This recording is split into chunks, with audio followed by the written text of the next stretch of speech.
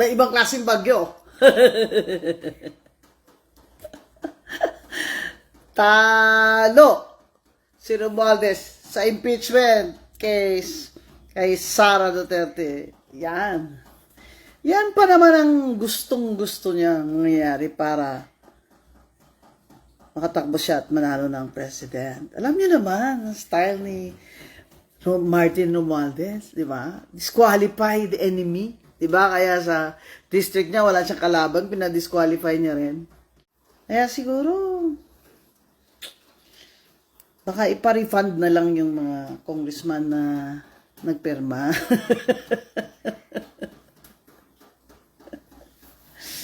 Yan kasi, tinanong kayo ng Supreme Court, nabasa ba lang lahat ng congressman at congresswoman ang impeachment complaint na yan na inakyat doon sa Senado? Pang-apat yan na complaint ang inakyat nila. Ano ang nangyari doon sa tatlo? Kasi nakalagay sa saligang batas sa konstitusyon, isang impeachment complaint lang ang pwedeng i-file sa isang taon kada opisyal. O, buwan lang. Dapat yung first complaint lang, inakyat niya. Diba? Ano nangyari dun sa tatlo? So ito nga mga kababayan, no, hindi po talaga tinantanan ni Attorney Rowena Guanzon itong si Speaker Martin Romualdez at talagang parang iniinis pa talaga niya mga kababayan, no, dito sa kanyang mga pahayag dito sa naging deklarasyon ng Supreme Court na labag sa batas yung impeachment complaint laban kay VP Sara mga kababayan at sinabi niya na paano na yung 215 congressman na nag-sign doon sa impeachment complaint, no, laban kay VP Sara na meron nga po umanong bayad mga kababayan na natanggap yung mga congressman per signature nila at hindi naman po kaila, no, na sinabi po mismo yan ni Congressman Toby Chanko nung after election na nagsalita po siya na isa sa mga dahilan bakit natalo yung kanilang mga manok nung alyansa dahil dito mga kababayan at itong si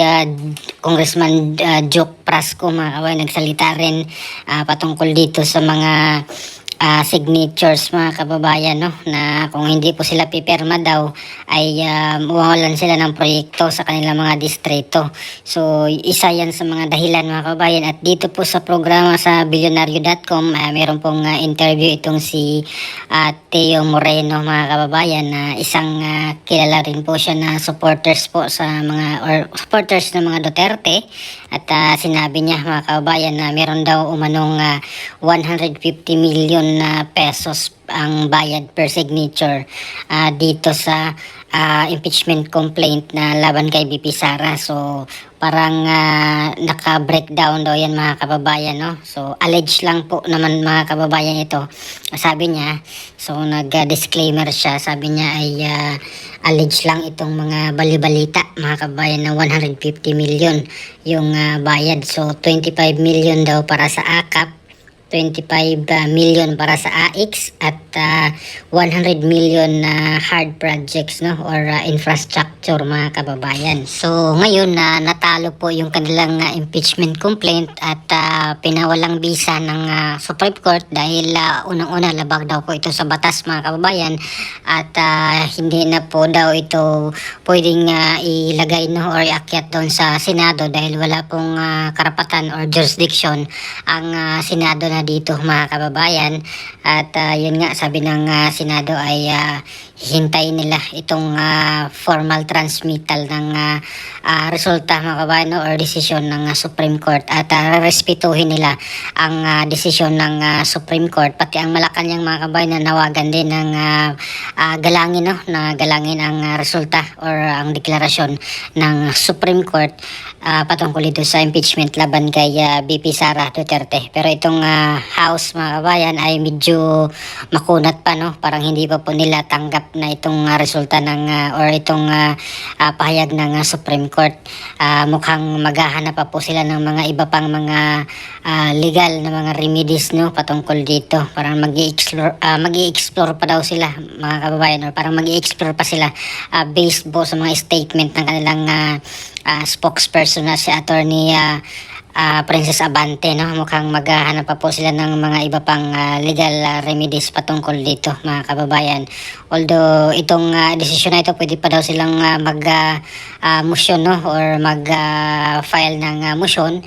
Pero ito po ay executory na agad, mga kababayan, no? Itong desisyon ng Supreme Court na labag sa batas talaga itong impeachment na ginawa nila laban kay VP Sara dahil lumabag sila sa 1-year ban, no, ng impeachment per official per year. Ayan, so kasi apat kasi yung impeachment complaint, mga kababayan. Yung first, yung second, yung third ay hindi po nila inaksyonan. At doon na sa fourth complaint, mga kabayan, or fourth impeachment, yun yung kanilang inakyat doon sa Senado, which is question sila ng Supreme Court. Anong ginawa nila doon sa first, second, third na impeachment complaint, bakit hindi nila ginalaw? Ayan, yung pang-apat pa yung kanilang inakyat, mga kababayan, or saka pa nila inakyat yung pang-apat na impeachment complaint doon sa Senado. So yun po yung technicality na nakitang problema, no, ng House, mga kababayan, yung kanilang part. So doon man sa kanila yan sa House, mga kababayan, no, yung problema. Doon naman sa Senado ay yun nga, inatake nga po sila, na criticize nga po sila, mga kababayan, sa Senado. At yung mga congressman, yung mga House prosecutors ay talagang nagparinig rin sa mga senador, mga kababayan, no, doon sa Senate Impeachment Court, dahil hindi nga po agad nila inaksyonan yung impeachment complaint. Gusto nga ng House prosecutors na umpisan agad yung trial, mga kababayan. Pero itong si Senate President Chis Escudero ay medyo nag-isip pa, mga kababayan, at hindi niya agad inaksyonan hanggang umabot na nga po doon sa ngayong buwan, mga kababayan, no, hindi pa po naaksyonan.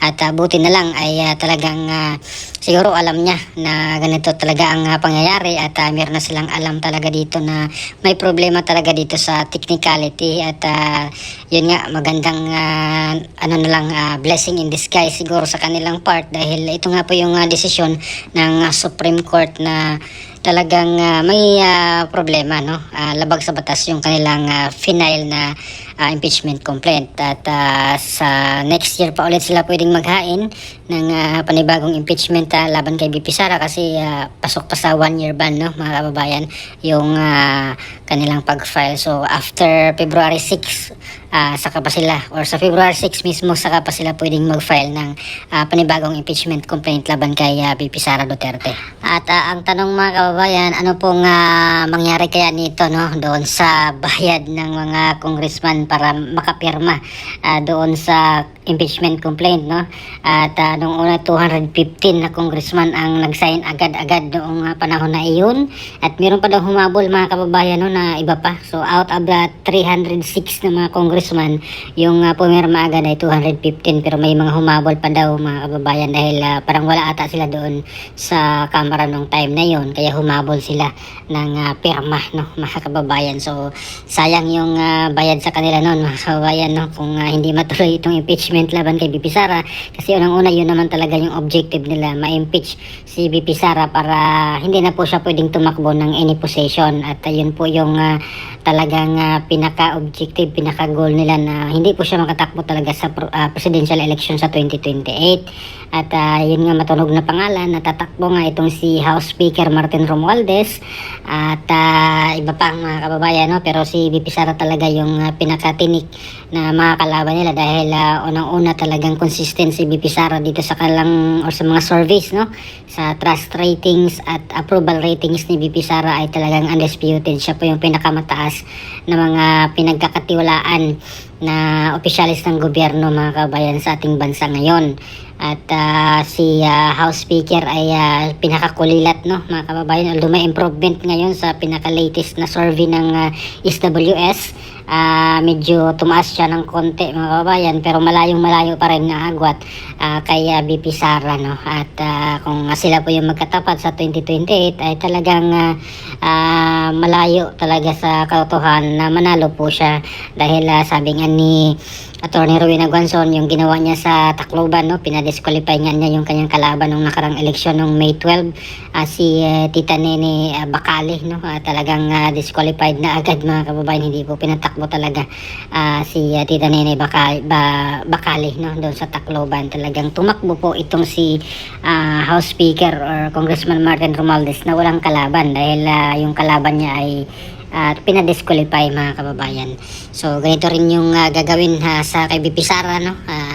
Pilayan or tanggalan, alisin yung kanyang kalaban sa 2028 presidential election. Pero nagkakamali sila dahil ito yung sinabi ngayon ng Supreme Court na labag sa batas yung kanilang inihaing impeachment complaint. At asahan natin, mga kababayan, na next year ay hindi titigil itong mga ito, mga kababayan, no, sa pag-atake kay BP Sara at mukhang mag-file ulit ito, mga kababayan, ng another impeachment complaint laban sa kanya kasi malapit na or parating na yung 2028, mga kababayan, no, 2026 na pwede silang mag-file ulit. So by 2027, by October ng 2027 ay filing na ng COC or Certificate of Candidacy, mga kababayan. Kaya yun ang talagang medyo bakbakan na yan, mga kababayan, no.